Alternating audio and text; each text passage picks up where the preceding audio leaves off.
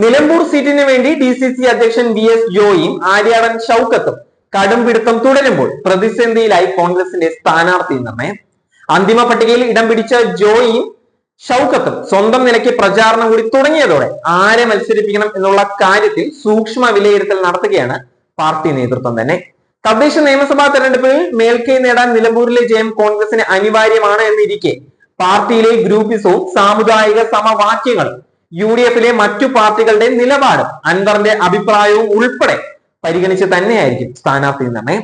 55% മുസ്ലിങ്ങളും 20% ക്രൈസ്തവരും ബാക്കി ഹിന്ദുക്കളും ഉൾപ്പെടുന്നതാണ് നിലമ്പൂർ മണ്ഡലം തന്നെ.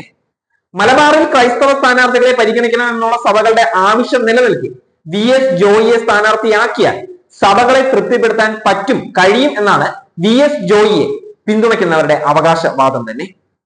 നിലമ്പൂരിൽ മുസ്ലിം സ്ഥാനാർത്ഥിയെ മത്സരിപ്പിക്കണമെന്ന് ചില മുസ്ലിം സംഘടനകൾ ആവശ്യപ്പെടുന്നുണ്ടെങ്കിലും സ്ഥാനാർത്ഥി നിർണയത്തിൽ ഇടപെടില്ല എന്നാണ് ലീഗ് നേതൃത്വത്തിന്റെ ഇപ്പോഴത്തെ തീരുമാനം.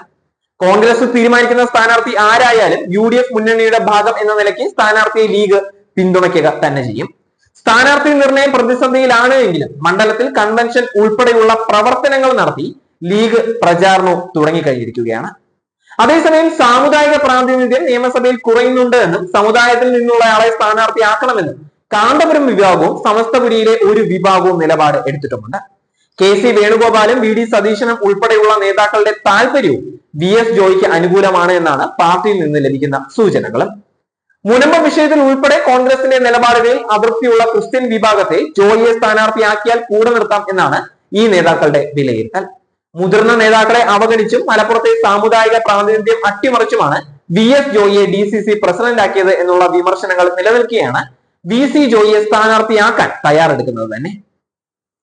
കോൺഗ്രസ് സ്ഥാനാർത്ഥിയായി ആര്യാടൻ ഷൗക്കത്തിനെ തെരഞ്ഞെടുത്തില്ല എങ്കിൽ പാർട്ടിയിൽ ഒരു പൊട്ടിത്തെറിക്കുള്ള സാധ്യത നേതാക്കൾ കാണുന്നുമുണ്ട്. DCC അധ്യക്ഷനെ തെരഞ്ഞെടുത്തപ്പോൾ ഉയർത്തിയ അതേ പ്രശ്നങ്ങൾ സ്ഥാനാർത്ഥി നിർണയം അനുകൂലമല്ല എങ്കിൽ വീണ്ടും ഉയർത്താൻ തയ്യാറെടുത്ത് നിൽക്കുകയാണ് കോൺഗ്രസിലെ ഒരു വിഭാഗം. സ്ഥാനാർത്ഥിത്വം നൽകാതെ വന്നാൽ പിന്നെ പാർട്ടിയിൽ നിന്നിട്ട് കാര്യമില്ല എന്നുള്ള നിലപാടിലാണ് ആര്യാടൻ ഷൗക്കത്തിനെ പിന്തുണയ്ക്കുന്നവരുടെ വികാരം തന്നെ. ഷൗക്കത്തിനെ പിന്തുണയ്ക്കണം എന്നാവശ്യപ്പെട്ട് ലീഗ് നേതാക്കളെ ഷൗക്കത്തിനെ പിന്തുണയ്ക്കുന്നവർ കണ്ടു കഴിഞ്ഞിട്ടുമുണ്ട്. സ്ഥാനാർത്ഥിയായി പരിഗണിച്ചില്ല എങ്കിൽ ഷൗക്കത്ത് പാർട്ടി വിട്ട് LDF-നൊപ്പം ചേരുമെന്നുള്ള പ്രചാരണങ്ങൾ നടക്കുന്നുണ്ടെങ്കിലും ഇത്തരം ചർച്ചകളെ ഷൗക്കത്ത് നിരാകരിക്കുകയാണ്. ആര്യാടൻ ഷൗക്കത്ത് കോൺഗ്രസ് നിലപാട് തനിക്ക് അനുകൂലമാകുന്നു ആര്യാടൻ ഷൗക്കത്ത് പറയുകയാണ്.